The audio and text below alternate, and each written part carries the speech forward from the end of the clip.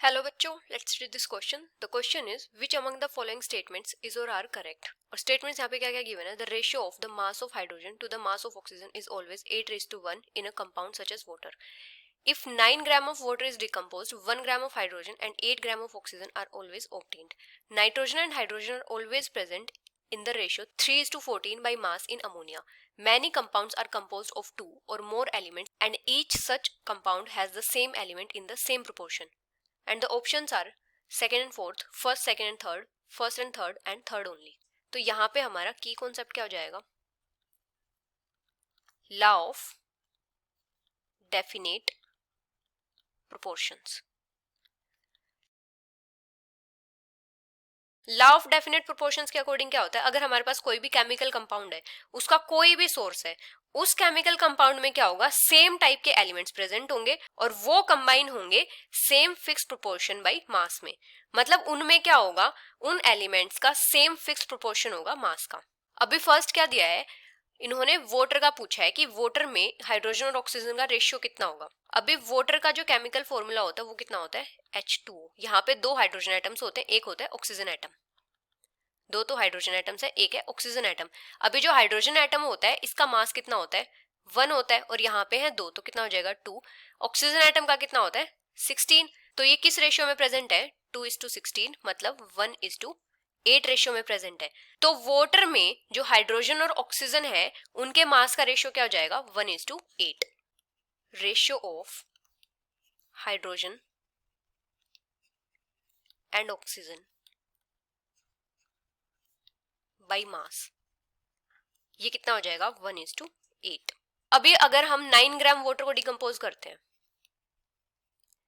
तो इसमें जो हाइड्रोजन और ऑक्सीजन है वो किस किस रेशियो में प्रेजेंट है, 1:8 में. मतलब 1 ग्राम तो हाइड्रोजन होगा और 8 ग्राम होगा oxygen.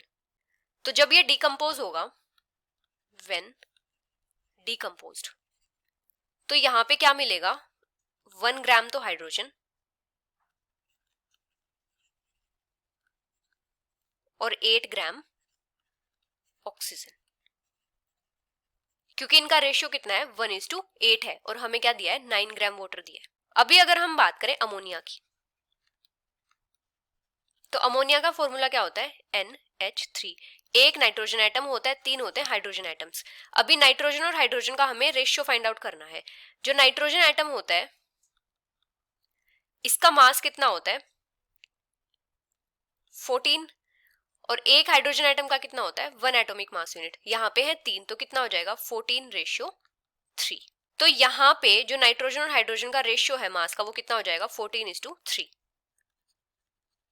Ratio of nitrogen and hydrogen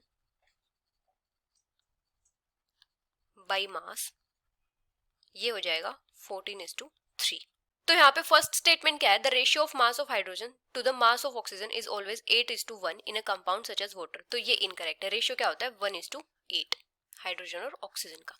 second है, if 9 gram of water is decompose, 1 gram of hydrogen and 8 gram of oxygen are always obtained. तो ये करेक्ट है. थर्ड है, nitrogen and hydrogen are always present in the ratio 3:14 by mass in ammonia. तो ये incorrect है. इनका ratio क्या होता है, 14:3 नाइट्रोजन इज टू हाइड्रोजन का.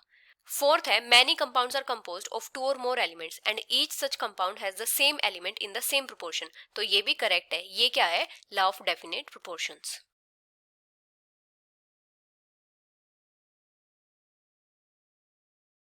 तो यहाँ पे करेक्ट स्टेटमेंट कौन सी हो जाएंगी, second and fourth. So the final answer is second and fourth, which is option A. Hope you understood it well. Best of luck.